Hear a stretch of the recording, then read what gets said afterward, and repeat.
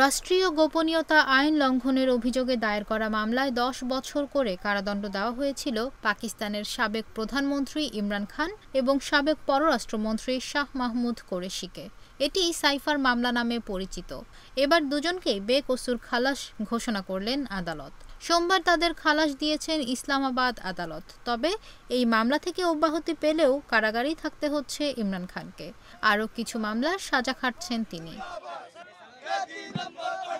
পাকিস্তানের সংবাদ মাধ্যম ডন বলছে, রায় ঘোষণার সময় ইসলামাবাদ হাইকোর্টে পাকিস্তান তেহরিকে ইনসাফ পিটিআই এর কেন্দ্রীয় নেতারা উপস্থিত ছিলেন। এছাড়া ইমরান খানের বোন এবং শাহ মাহমুদ কোরেশির স্ত্রী ও কন্যারাও আদালতে উপস্থিত ছিলেন। ২০২২ সালের এপ্রিলের প্রধানমন্ত্রীর পদ থেকে সরে দাঁড়াতে বাধ্য হন সাবেক পাকিস্তানি ক্রিকেটার ইমরান খান।